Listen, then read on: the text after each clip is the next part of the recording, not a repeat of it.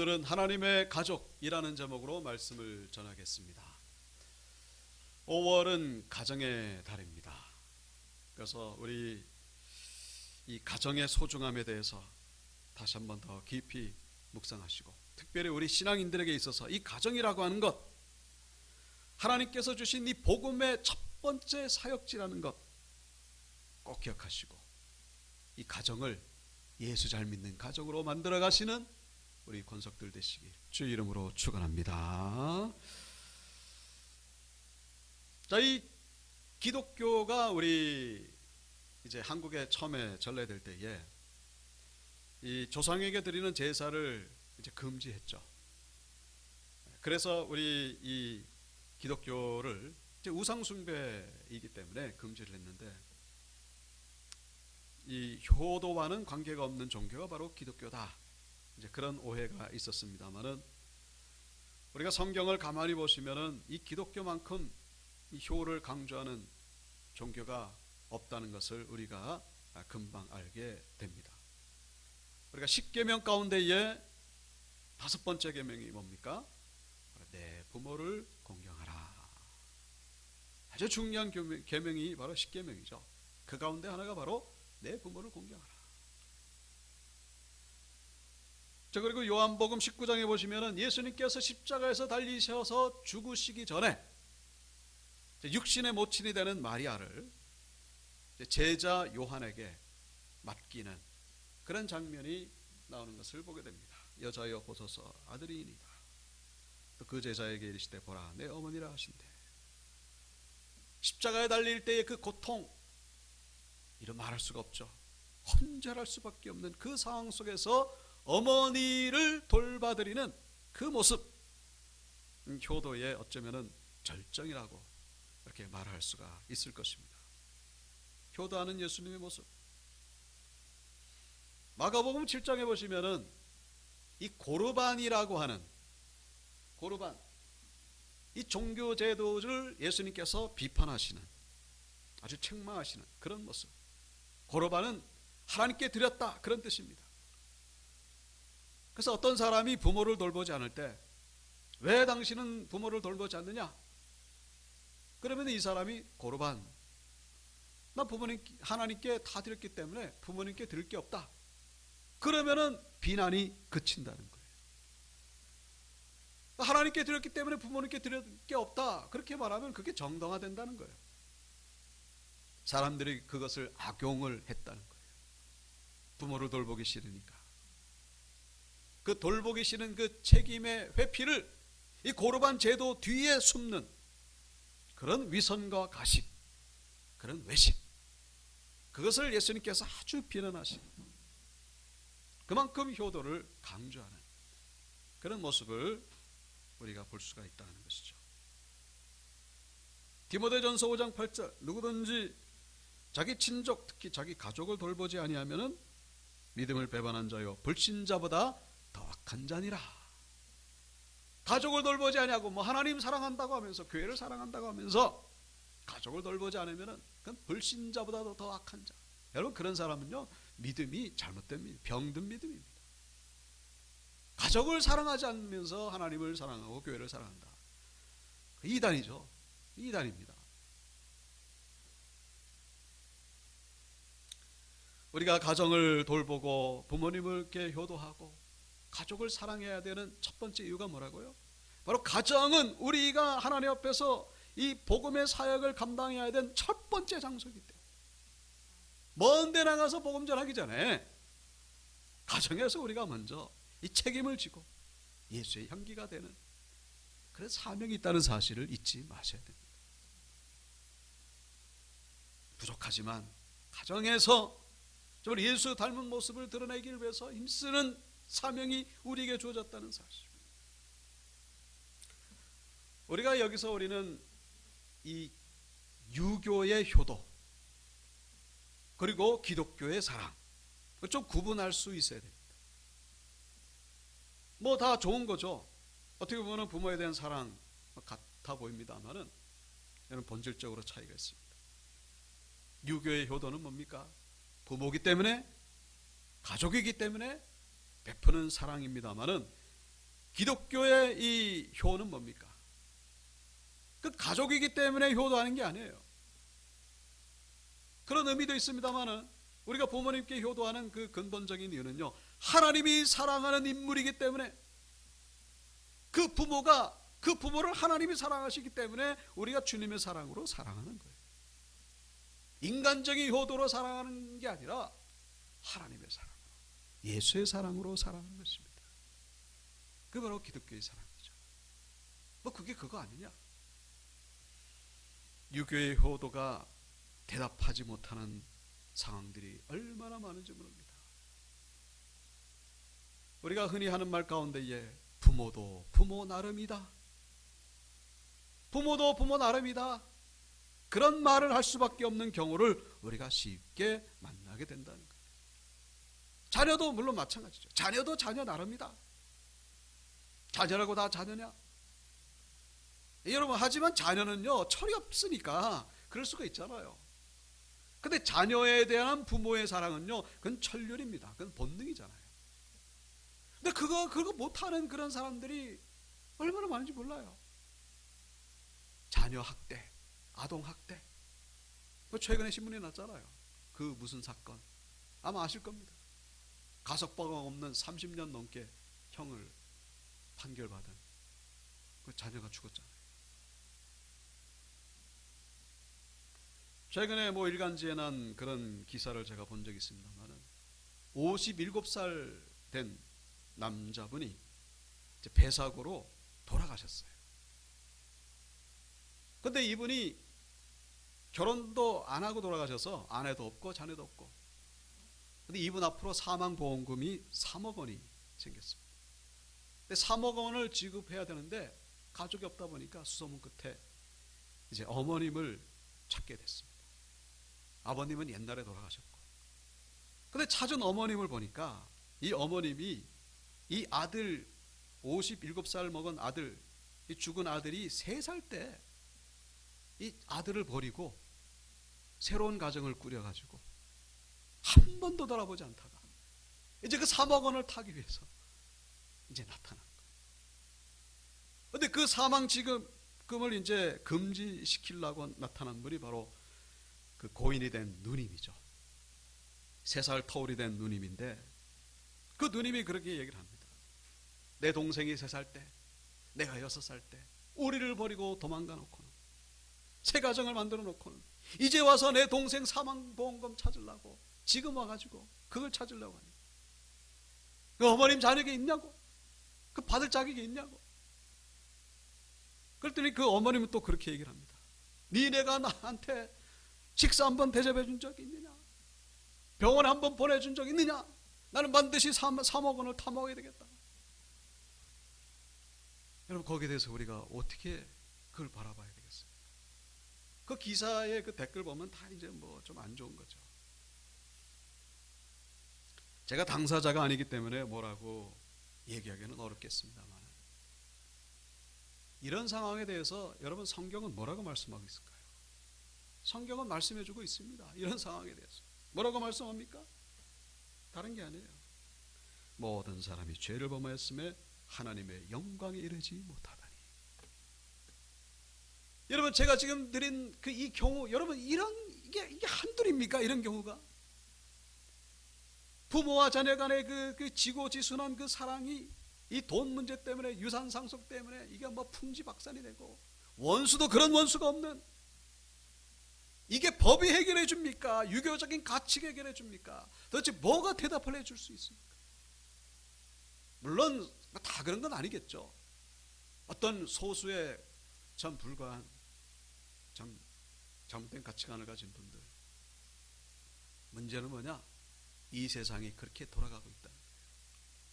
나는 선하다고 생각하십니까? 천만에 내 안에도 그런 가능성이 있어요. 그게 숨어서 있을 뿐이지 언제 그것이 폭발할지 모르는 가능성이, 성경은 말씀하고 있죠. 모든 사람은 죄인이다라는 것이죠.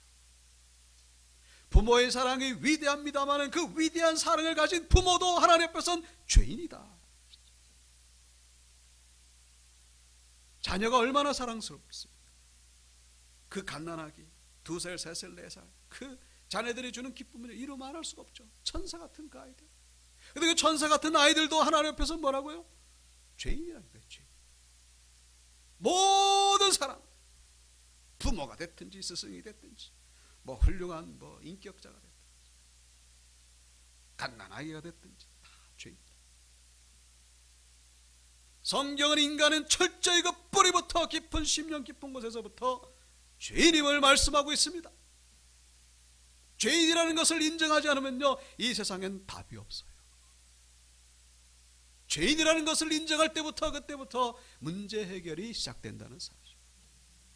뭐 구체적으로 저 상황에 대해서 뭐라고 말하기는 어렵겠습니다만, 죄인임을 인정할 때 유교적인 가치관 훌륭하죠. 불교적인 가치관도 훌륭하고, 인간이 만들어 온 어떤 제도라든가 이 발달될 기술에 의해서 만들어진 어떤 문화적인 질서 다 훌륭합니다. 근데 그 속에는요, 인간이 죄인이라는 것을 가장 중요한 본질이 빠졌다는 것. 그래서 사상 누각에 지나지 않습니까? 민주주의 얼마나 위대합니까? 대단하잖아요. 공산주의도 마찬가지고, 그 이론적으로는 얼마나 훌륭한지 몰라요. 근데 민주주의나 공산주의나 여러분 다 뭐예요? 인간이 어떻게 해보겠다는 것이죠. 그 잘못됐다는 걸 말씀드리는 게 아니에요. 거기에 인간이 하나님 앞에서 철저한 죄인이라는 것을 잊어버릴 때에 모래 위에 지어진 집이라는 사실, 우리는 하나님께로 돌아가야 됩니다. 그래서 나 주여 왔사오니 나를 봐. 내가 죄인임을 고백할 때 그때부터 그 위에 참된 가정이 생기라는 것이고, 그 가정이 행복할 때에 그 나라가 행복해지는 것이고, 예수의 신앙 위에서 가정을 세워가시는, 이 나라를 만들어 가시는 우리 성도님들 되시길 주의 이름으로 축원합니다. 예수의 사랑으로 사랑하는 거예요. 우리 부모님을, 우리 자녀도 예수의 사랑으로 사랑하기를 힘써야 됩니다. 뭐 부모가, 저도 부모입니다만 제가 뭐 잘났다고, 다 똑같은 죄인이에요. 오늘 본문에 예수님께서 말씀을 전하시는 장소에 예수님의 어머니와 동생들이 찾아옵니다. 성경에 예수님의 동생들 4명의 이름이 등장하고 있죠. 그 형제들은 야고보, 요셉, 시몬, 유다. 야고보, 요셉, 시몬, 유다. 예수님의 동생들. 자, 그런데 이 어머님과 동생들이 예수님께 찾아온 이유는 예수님 말씀 들으러 온 게 아니고 예수님이 걱정이 돼서 찾아왔습니다. 뭐가 걱정됐느냐? 이 정신이 이상해진 거 아니냐, 그렇게 본 거죠. 그래, 마가복음 3장에 보시면은 집에 들어가시니 무리가 다시 모임으로 식사할 겨를도 없는지라 예수의 친족들이 듣고 그를 붙들러 나오니 이는 그가 미쳤다 하밀러라. 친족들이 예수님 보고 미쳤다. 이 친족에 해당되는 원어적인 의미를 보면요, 이 가족이 더 정확한 번역이라고 보는 그런 주석도 있어요. 그러니까 가족들이 예수를 미쳤다고 본 거예요. 지금 장남이 돼가지고 저 집 나가서 지금 뭐 하는 거죠? 뭐 예수를 지금 많은 사람들이 따르긴 따르는데 지금 뭐 집에서 해야 될 일은 하나도 안 하고, 과대망상증, 무슨 뭐 정신분열증 아마 그렇게 생각했겠죠. 그런데 예수님이 이제 가족들이 온 걸 알고서 그때 하신 말씀이 있습니다. 49절에 보시면은 나의 어머니와 나의 동생들을 보라. 48절부터 나오죠. 누가 내 어머니며 내 동생들이냐? 누구든지 하늘에 계신 내 아버지의 뜻대로 하는 자가 내 형제요 자매요 어머니이니라 하시더라. 이 가족의 입장에서는 더욱더 황당하기 그지없는 그런 말씀을 주님이 하고 계십니다. 그러니까 가족들이 왔으니까 오랜만에 볼 거 아닙니까?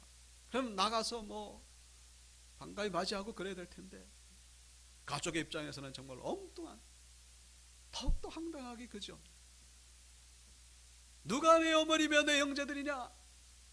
바로 하나님의 뜻대로 행하는 자가 내 형제요 자매요 어머니이니라. 여러분, 지금 이 가족들이 예수님께로 찾아온 게 우연이 아니라 하나님께서 예수님을 통하여 말씀을 전하시기 위하여 이 가족들이 쓰임받고 있다는 사실을 우리가 이해하셔야 됩니다. 우리 그리스도인들이 가져야 될 가족의 개념, 진짜 가족이 어디 있느냐? 혈통적인 육신의 가족도 물론 이거보다 중요한 게 어디 있겠습니까만, 그보다 더 중요한 가족의 개념이 있다. 바로 하나님의 가족, 하나님 나라의 가족. 이것을 우리가 절대로 잊지 말라는 그런 메시지를 주님께서 하고 계심을 우리가 기억하셔야 된다는 것입니다.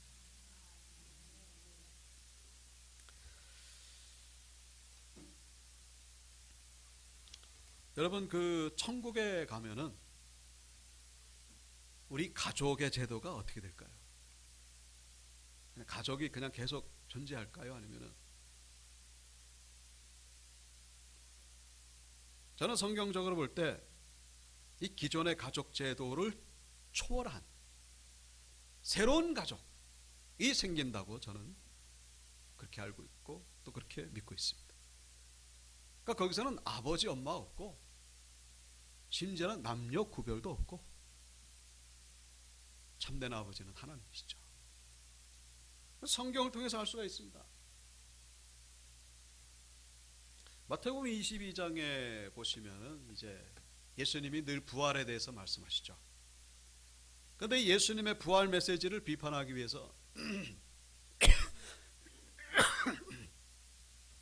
이 사두개인들은 사람이 죽으면 끝이지 무슨 부활이 있냐, 그렇게 주장하는 사람들입니다. 그래서 이 사두개인들이 예수님의 메시지를 흠을 잡기 위해서 가지고 나온 그 예가 바로 형사 취수 제도. 그러니까 유대인들은 그 형이 이제 결혼했는데 자녀 없이 죽으면은 그 동생이 또 그 형수하고 결혼해야 되는 그런 제도가 있습니다. 뭐 지금은 그렇지 않죠. 근데 7 형제가 그렇게 다 죽었어요. 그러니까 형수가 7번 과부가 된 거죠. 그러면은 천국에 가면은 이 형수는 도대체 누구의 아내로 살 거냐?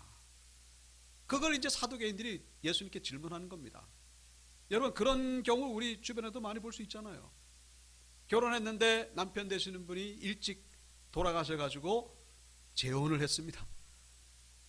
그런데 천국 가면은 이분들이 다 예수를 잘 믿어가지고 천국 가면 나오면은 그리고 누구 남편입니까? 누구 부인입니까? 거꾸로도 얼마든지 생각해 볼 수 있죠. 아내가 일찍 죽어가지고 재혼을 해가지고 또 여성분이 생겼는데 다 예수 믿어가지고 만났어요. 어떤 여성이 이분의, 그럼 둘 다 데리고 사는 겁니까?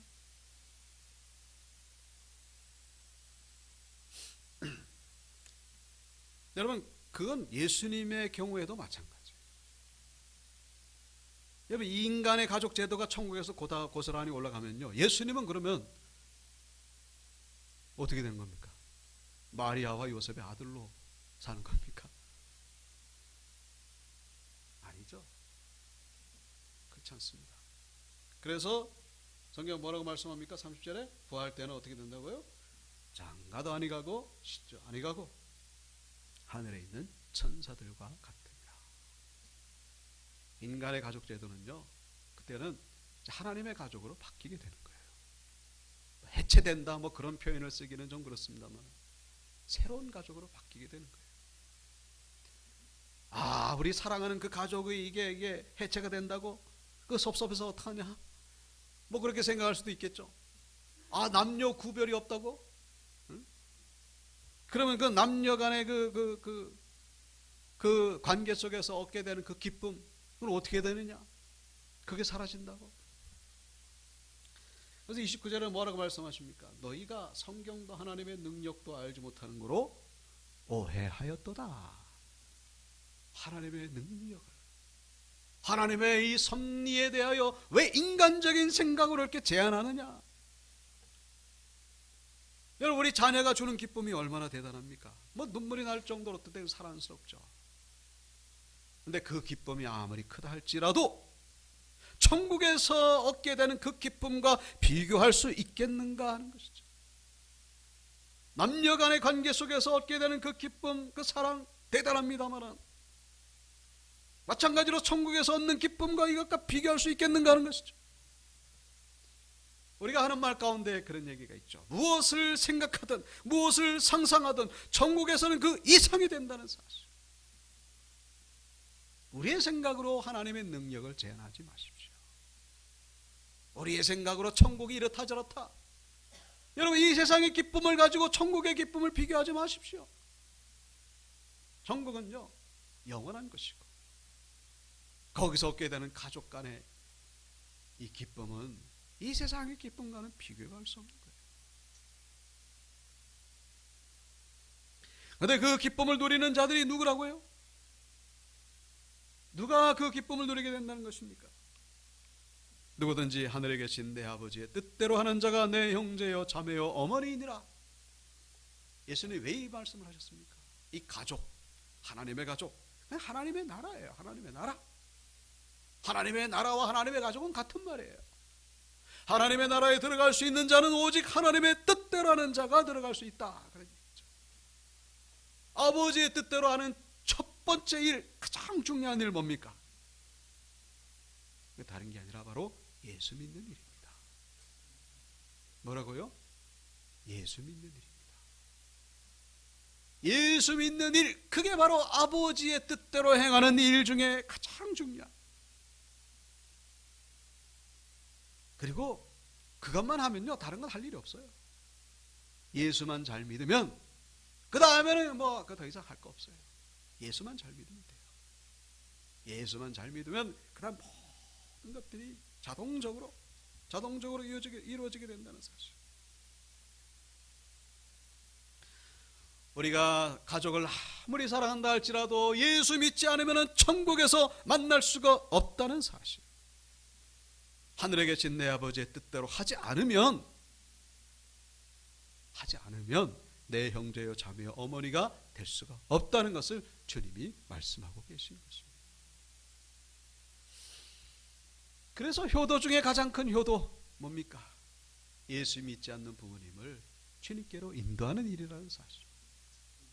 가족 사랑 중에 가장 위대한 가족 사랑은 뭡니까? 예수 믿지 않는 형제 자매들을 예수 믿기로 인도하는 그 사랑이 최고의 사랑이 된다는 사실. 예수 믿게 하는데 바로 그 사랑, 그 효도, 이거보다 더 위대한 효도는 없고 이거보다 더 위대한 사랑은 없다는 사실. 언젠가도 한번 말씀드린 적이 있었습니다만 오래전에 김길복 권사님이라고 대구 범어교회에 아주 큰 교회입니다. 이 권사님으로 계신 분이십니다. 이분이 어렸을 때 가족 중에서 혼자만 예수를 믿고 교회를 나가는 그런 분이었죠. 근데 워낙에 참 뭐 이렇게 그 착하게, 그리고 이제 부모님 말씀 잘 듣고, 근데 이 예수 믿는 거 요것 때문에 아주 그 아버님이 그렇게 싫어하는 거예요. 그래서 교회 나가지 말라고. 그럼에도 불구하고 교회를 나갑니다. 하루는 이 아버님이 칼을 들고 들어와가지고, 이제 고등학교 때인가 그랬습니다. 네 분명히 얘기를 해라. 너 교회 나가면 이 자리에서 넌 죽는 거고, 교회 안 나가면은 여기서 사는 거고. 예수 믿을래 안 믿을래? 근데 이분이 나 그래도 예수 믿겠다고. 그래서 아버님이 칼을 가지고 허벅지를 찌릅니다. 피가 막 튀고. 그러니까 그 상황 속에서 이 김길복 권사님이 전화 한 통 하고 내가 죽겠다고. 신문사에다 전화해서 내가 지금 죽는 거는 내가 무슨 뭐 인간적으로 잘못해서 죽는 게 아니라 예수 믿는 것 때문에 내가 죽는다고 신문사에다가 내가 전화한다. 이 독한 년 그러면서 칼을 던지고 아버님이 나가셨습니다. 어떻게 됐을까요? 그 이후에 부모님도 예수 잘 믿고 형제들도 예수 잘 믿고 예수 잘 믿는 가정이 되었다고. 이 김길복 권사님은요, 이 지금 전도자로서 아주 귀하게 쓰임 받고 있습니다. 이 범어교회가 아주 큰 교회거든요. 이건 뭐 중요할 수도 있고 중요 안 할 수도 있겠습니다만 그 큰 교회 가운데에 11조를 가장 많이 내는 분이 바로 이 김길복 권사님이십니다. 뭐 안 중요할 수도 있고 중요할 수도 있겠죠. 하나님께서 귀하게 쓰임 받는다, 이제 그런 의미로 해석할 수 있겠습니다. 만약에 이 권사님이 아버님 말씀대로 교회 가지 말라고 했을 때 유교적인 가치대로 효도한다고 순종했으면 어떻게 됐겠습니까? 지금 누리고 있는 복을 누리고 있겠는가 하는 것이죠. 김길복 권사님은 유교적인 가치로, 유교적인 사랑으로 부모님께 효도한 것이 아니라 기독교적인 사랑으로 부모님께 효도했다는 사실을 우리가 기억하셔야 된다는 것입니다. 바로 기독교 사랑, 십자가 사랑이 가정을 구원하고 하나님께 영광 돌리게 됐다는 사실. 우리가 가정의 달에 우리 예수의 사랑, 십자가의 사랑을 다시 한번 묵상해야 된다는 거예요. 우리가 자녀를 왜 사랑합니까? 여러분, 우리가 자녀를 사랑하는 그 본능이에요, 본능. 그걸 가지고 뭐 대단한 것처럼 그렇게, 뭐 대단한 건 대단한 거죠. 하나님 주신 본능이에요. 근데 그거를 우리는 뛰어넘어야 된다. 십자가의 사랑으로 살아. 이 육신적인 이 사랑이 얼마나 자녀들을 망가뜨리는 수 있는지, 유교적인 사랑에 매이지 마시고 십자가의 사랑으로 살아가시는 그런 가정들 되시길 주 이름으로 축원합니다. 말씀을 마치겠습니다. 교회라고 하는 것은 이 천국에 가서 우리가 누리게 될 하나님의 가족들이 천국 여행 연습하는 곳이라는 것 기억하시고, 교회가 먼저 천국이 될 때에 가정이 천국이 되는 것이고, 가정이 천국이 될 때에 이 나라가 천국이 된다는 것 기억하시고, 여러분의 가정을 예수 잘 믿는 가정으로 만들어 가시는 우리 온육교 권속들 되시길 주 이름으로 축원합니다.